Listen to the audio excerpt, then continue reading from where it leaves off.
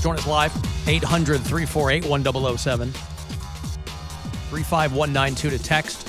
Another $1,000 for you in about 7 minutes. Listen for that next keyword to go fund yourself. You get about 30 past the hour. So plenty of them here on the show. Cavaliers play tonight here at home against the Boston Celtics. They beat them last week in Boston. And the crack at them tonight. Cavs are looking for their 6th straight win tonight against Boston. Whoops, sorry. What? It's an ESPN game, which is pretty exciting. We didn't have too many national games last year, and we're only a couple weeks into the season and already on national TV, which is cool. Well, that's what they mean by let them know. Mm-hmm. Let them know we're on national TV. That's right. Cavs Celtics tonight, 7:30 is the tip. So Cavs Live here on MMS starts at 7 o'clock. And you can listen on the iHeartRadio app, of course. The Guardians, by the way, first time in franchise history, they've had 4 Gold Glove awards. There are a bunch of teams that have multiple winners, but Cleveland Guardians have 4, more than the other teams. Shane Bieber won. Andres Jimenez, he's an infielder, right? Is he an infielder or an outfielder? Second baseman.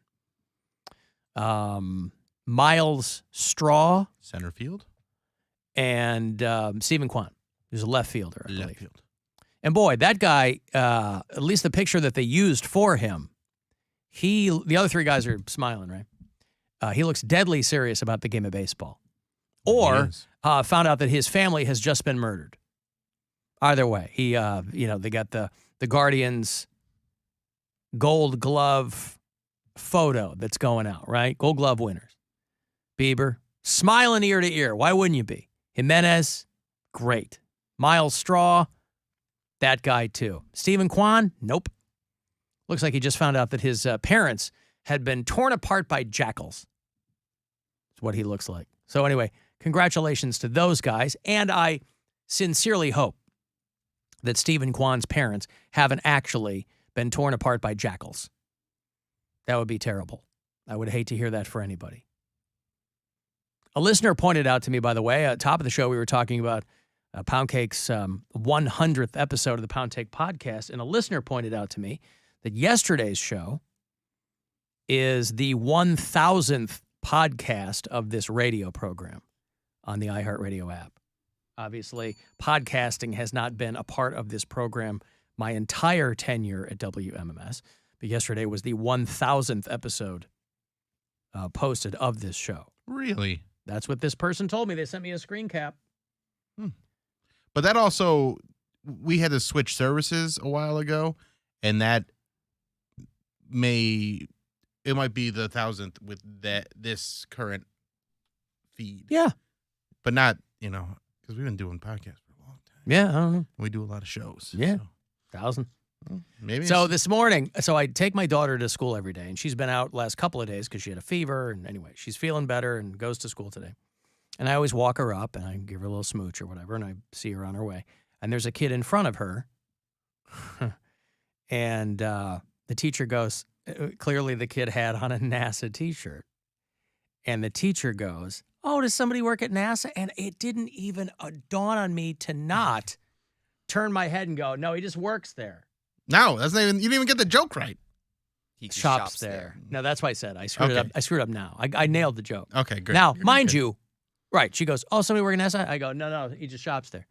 No, she doesn't know what I'm talking about. The kid doesn't even hear. Nobody cares, right? Except me. I'm just chuckling to myself. My daughter, not even on her radar because she's starting to talk to her friends. But I reflexively turned my head to this woman, this stranger, this teacher I've never seen before, and said, "No, he just shops there." It's becoming part of the zeitgeist. It's become part of my zeitgeist. I don't know if it's part of this. We should get it. Hashtag let them know about the NASA joke. NASA bit, yeah. Kids are just walking billboards for stuff anyways. Because I remember there are pictures, there are photographs of me and my brother in San Francisco 49ers sweatshirts as kids. Big Steve Young fans. And I'm like, I couldn't, even as a kid, I didn't watch sports. Like that did not translate at all. I'm like, my mom probably saw this at like a discount outlet mall. There's no one around here that's going to wear San Francisco 49ers gear. And she picked it up and we were photographed in it. And I'm like, what was the significance of that? Like, just bought it. So But that is a fun way. First of all, when you're a kid, every bit of kids' clothing has got something fun on it because kids want something to look at. But that would also be a fun way to generate a wardrobe where none of your clothes have a story connected to At you. all. That would be great because you could make up whatever you want. You could weave these yarns about how your grandfather used to be an assistant coach for the San Francisco 49ers. Something. And that my dad is a coach for the 49ers, and that's why. Well, because I was thinking to myself, I'm like, I might have like some vintage baby Browns gear because I'm like, oh, that would be cool. You know, I have a nephew now, I have nieces. I'm like, there might be old sweatshirts that I'm sure they could probably fit. And you were all at one point baby Browns. Yes, we were, but we didn't even have any of that. It was all like other sports teams that we were just wearing gear for because it was probably the cheapest. Brown stuff would actually be like expensive. Yeah, but can't you find Browns gear in every local thrift store in Northeast Ohio? You would think, but I don't know what my mom's mindset was. It didn't even occur to her that, oh, we would want to wear sports gear catered to where we are. Because if you go to a lot of thrift stores, you'll find no shortage of sports apparel. Your mom, maybe it's just because they were the sizes. I don't But know. your mom specifically chose. You should ask her if there's something behind it. I'm going to call her and ask her. Because she's about not going to tell you as a kid. She may tell you as a grown man. But I remember where we would shop as children because I would always hide inside the racks, and I would have, I would always scare my mom to the point where she would have to get on the loudspeaker and you'd say, "Cody, can you come up to the front desk?" Because even if she was looking for me, I wouldn't pop out anywhere. So I was always Even if she was lost. looking for you, you'd hide in there. Well, she knew that I was hiding. She just didn't know where. And even when she would say, "All right, it's time. I'm not playing. Like it's time to go." Yep. I still wouldn't pop out because I want to see how far I could push it. Man, you are the worst. The worst. The kid I know. worst. He was the 49er. So, no, but we would shop at like Ames or Value City, and those were the places we would go. And Ames isn't even around anymore. And we definitely did the hide in the racks thing, but when my mom said, "All right, enough of that," You pop out. you pop out. Yes, but- You don't try and ruin your mom's day just because you want to see if you can. He did. He's still doing it. But I didn't think I was ruining her day. I just thought, isn't that funny? You have to call the security for the building to come find me. So you thought that's something she wanted to do? She wanted to get security. I was a child. But I would Yes, think, but I was a child too when I did this stuff, and I didn't think, boy, I really like to panic my mom. I would also think that the very first time you did that, she'd be reading you the riot act on the way home, and you go, "Oh, duly noted. Don't do that again." I definitely got whooped. But you just did it every time, thinking that Mom must be whooping me because she loves when I do that. She's whooping my ass because she loves when I don't come out. Well, maybe I was touched a little bit He's touched, all right. because I knew it was wrong, Yeah. but I knew she didn't like it, but. There's a lot of things that she didn't like. She also didn't like us putting like the spider on her while she was sleeping and then waking Just her up. Man, this you kid, guys. they're just committed to making their mom's life a living hell. It's a single mom.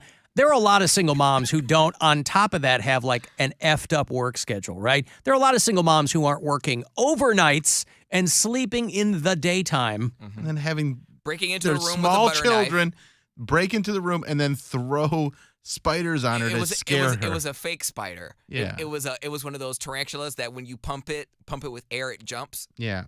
So it had a little cord on it. So I would hide at the end of the bed. Why didn't your mom lock her door again? She did lock She the did. door. They would unlock it with a butter knife because one of those like very Unlock it with a- simple. I would think your mom would have put a goddamn deadbolt on that door. Yes. It's because she also knew, because consider this, your mom was also sleeping with one eye open because she knew you two maniacs Might were burn on the the house other. down. Yes. I don't know how this woman ever slept. I don't know how either. That's probably why her sleep cycle's like messed up now. This 'Cause poor woman. There had been a time She's got PTSD. And she still has a codependent relationship with Cody after Yeah. all that. I have a codependent relationship with her. That's why it's called codependent, dummy. Oh. Hey, Ellen, we both have a codependent relationship. Oh, do you? Well, no, because there was one time where I thought I was doing my duty. I'm like, oh my gosh, there's a broken beer bottle in the backyard. Let me turn it into sand. And I took that beer bottle, smashed it in one of the little seed spreaders. You know what I'm talking about? Like the big green tank. Mm-hmm. Threw it in there, smashed it, so all the little pieces are in there. So I'm like, okay, great. Let me spread this around the yard. And as I'm doing it, I'm like, the pieces aren't breaking down small enough. So I had to take out each individual piece that wasn't crumpled, and then I would throw it. And then all my hands were bloody. Like I had blood everywhere, going all the way down. It was like stigmata, like all the way down my arm. And so then, hey, Mom. Yes, sweetie. I need a Band-Aid. Hey, my hands are all bloody. She said, for what? I said, I was spreading around a glass bottle in the backyard in the seed spreader, and I didn't get all the pieces out, and I cut my hand. And she said, what? I was like, I can't open the door. My hands were covered in blood. She opened up the door. Woman. It's like I had gloves on. It was like, so she's like, okay. And I don't even think, it didn't even really register with her because when you come out of sleep that quickly, you're almost like in a trance. So she didn't really react to it. She opened up the door. She's on autopilot. She opened up the door and she kind of like looked and she was like, okay, well, let's go wrap you up. And like literally, that was the one time where I'm like, I'm not getting hit. I'm not getting whooped. I'm not getting grounded. Like, she didn't freak out. She didn't like call the police or cry or anything. She just was like, okay, let's wrap you up. And then she went right back to bed. And I went to my room, just sitting there. Guy's wrapped up like Edward Scissorhands, like sitting in his room. like yeah. Like wow. that. Yeah. Well, he lived to tell the tale. There were times like that all the time. This poor woman. So, Jesus Christ. my whole thing with my parents was if I could get positive. First of all, I was terrified of my parents. Like my dad for sure didn't like if I just got him to come in and say one thing and be nice and like that was perfect. It's a great interaction with him. Terrified of my dad. And then my mom, less terrified, still terrified, but still less. But I would never want to try and, it was always just like, get through this interaction without making your parents upset. Yes. That's all I was ever trying to do. But we didn't try to make her upset. We thought. How did you not know any of this? How are you so clueless as to what would make an adult person who's trying to sleep upset? We didn't understand certain things as but kids. But even listen, like, we were all kids. We were, you can't be being a kid doesn't make you utterly oblivious to the rest of the world. No, I was just like. And we're not talking. You weren't 4 years old. We're not like talking like 11, 12 years old. Something like that. Yeah, we're not talking about like a 2 or 3 year old. Like that, I understand. You don't really have, but like once you're school age, you know when you're being bad just to be bad. Yes, you're chastised by a teacher, maybe. You see interactions with other humans. You kind of know what the protocol is for interacting with people.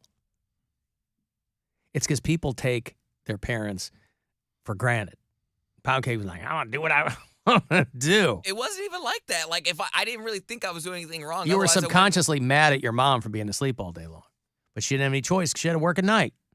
It wasn't. Why was she working at night, by the way? She always worked at night. night. Why did she did it? Is that what it was? Okay. I'm not sure about that. I believe it does pay had more. to have been. There's no way that she would have done that if it costed this or paid the same. There's no way. She got 2 little kids at home. She's going to work overnights? For as long as I can Nobody remember. does that by choice. Yeah, for as long as I can remember, she was working night shift. And I don't think she likes day shift. Who was with you guys when you were sleeping and she was at work? Me and my brother. The 2 of you were there all night? Yeah. Wow. Well, when I was little, we had like sitters. But once my brother was like, I don't know, like maybe 12 or 13, he would watch it. Because then I'm 10 at that point. We're 3 years below. So, yeah, it didn't require that much. She would like leave us money for food or something. I don't remember everything, but when we were younger, we had like a family member watch us, or like one of my uncles was staying with us. And what about the stepdad that you had for a little while? Utterly useless. Yeah, he didn't want to have anything to do with these 2. But he would be there at Tasmanian times, right? devils. Yeah, he would be there. Okay, that's when I was. Okay, now I'm connecting the dots because there's a block. I'm glad I could help you remember your childhood. Yeah, there was a block there. I completely forgot that he was in the picture. I'm thinking about a certain specific time in my life that was at a specific house, and this person, like my stepdad, didn't even come into the picture till like a couple years, like as we moved from that house. And I'm just trying to go over the years in my head, but some of them. Well, while you do that, I'm gonna give away this money here. It's $1,000. It's a chance to go fund yourself. Maybe pay for some childcare. Good luck. The Buzzard wants you to go fund yourself and score $1,000. Enter the nationwide keyword deposit at WMMS.com. That's deposit. Enter it now at WMMS.com. And good luck from Buzzard Radio. And I know Poundcake's told the beer bottle story before, but for people who might be new to the show, it's just another little puzzle piece that might allow you to create a more fully formed picture of young Cody. I didn't know as a kid. I didn't. His know life was that. the opposite of that show, Young Sheldon. You know, like young Sheldon is a rocket scientist. He's like 8. The show Young Cody is he doesn't understand how humans interact with each other. I didn't. He's know, like E.T. I didn't know that. He knew that you can make glass into sand. He just didn't have I didn't know the it had to proper be hot. way of doing it. Yeah, I didn't know it had to be hot. I was just like, oh, if you smash glass hard enough, it will turn into sand. And I put it into that little seed spreader, and I just like, tink. And then I'm like, it's jammed. It's not spinning. Well, I don't think you have to heat it up to turn it into sand, but you have to be able to pulverize it into very small particles, and you're not going to be able to do that with a seed spreader because a seed spreader is not built It can't for crush that. it to a fine powder. Yes. Yeah.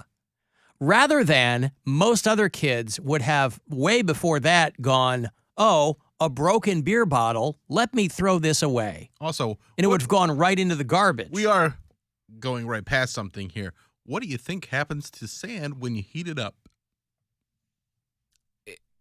Turns into something. I don't know. It gets Have really you hot. ever seen a glass blower before? Oh yeah. Okay. It just molds into something else. You There can you mold it go. into That's something close. else. Well, yeah, you know, it's It's close. close enough. Still, so there was a childlike curiosity for him.